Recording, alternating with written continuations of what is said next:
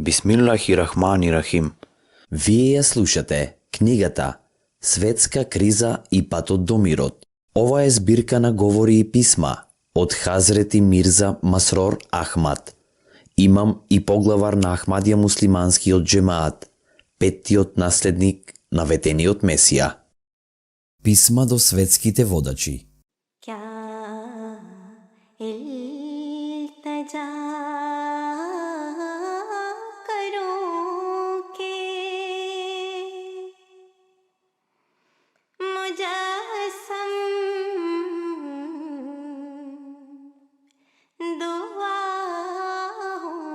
Писмо до председателот на Соединетите Американски држави.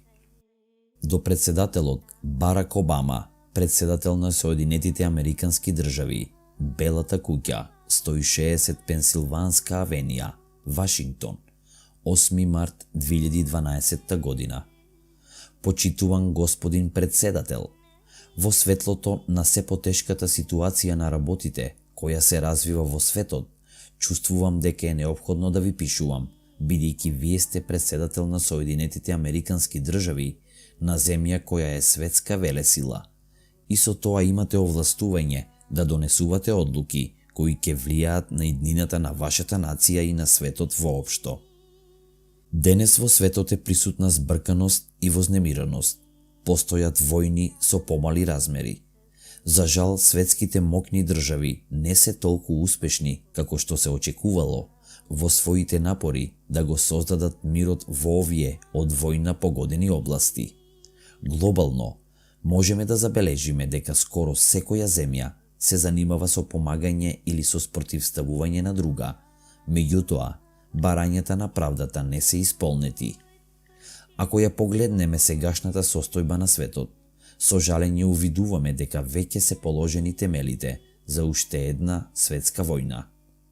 Бидејќи голем број на земји и големи и мали имаат нуклеарно наоружување, помеѓу нациите се повеќе се појавува префрлување и непријателство. Во таква неугодна ситуација, Третата светска војна е на повидок. Таква војна сигурно ќе вклучи атомско војување и сведоци сме дека светот се движи кон страшно уништување.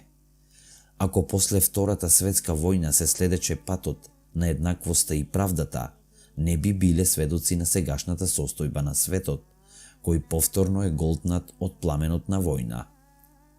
Како што сите знаеме, главната причина за Втората светска војна бил неуспехот на Лигата на народите и економската криза, која започнала во 1932 година. Денес водечките економисти тврдат дека постојат многу сличности помеѓу сегашната економска криза и онаа од 1932 година. Забележуваме дека повторно политичките и економските проблеми предизвикуваат војна меѓу помалите нации и дека внатрешниот неред и незадоволство се шират во таквите земји.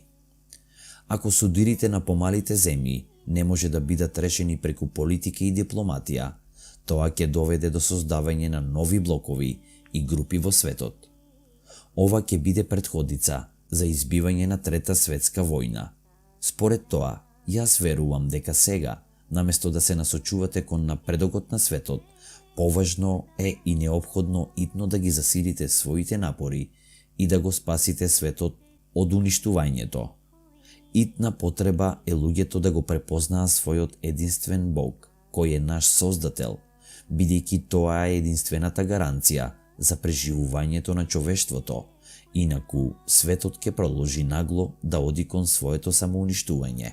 Мојата молба до вас и до сите светски водачи е наместо употреба на сила во совладувањето на друга нација, да употребите дипломатија, диалог и мудрост. Главните сили во светот, како што се САД, треба да ја одиграат својата улога во остварувањето на мирот. Тие не треба да го злоупотребуваат однесувањето на помалите нации како изговор за рушење на балансот во светот. Денес нуклеарно наоружување не поседуваат само САД и другите големи сили, всушност, дури и релативно мали земји имаат оружје за масовно уништување, кај кои водачи се често оние кои не размислуваат премногу, туку лесно се фаќаат за оружје. Според тоа, моето понисно барање кон вас е да се борите колку можете да ги спречите големите и малите сили да не доведат до избивање на војна. Ако не успееме во оваа задача, несомнено дека последиците од таквата војна нема да се ограничат само на сиромашните земји на Азија, Европа и Америка. Всушност, нашите идни генерации ќе мораат да ги снесат страшните последици на нашето однесување. И секаде во светот ќе се раѓаат онеспособени и деградирани деца. Тие никогаш нема да им простат на предците кои светот го довеле до глобална катастрофа. Наместо да се грижиме за своите собствени интереси, треба да размислуваме за нашите идни генерации и да се бориме да им создадеме подобра иднина. Нека возвишениот Аллах ве оспособи вас и светските водачи да ја разберете оваа порака. Искрено, ваш Мирза Масрор Ахмад, Халифатул Месих Петти, поглавар на светски раширената Ахмадија муслиманска заедница.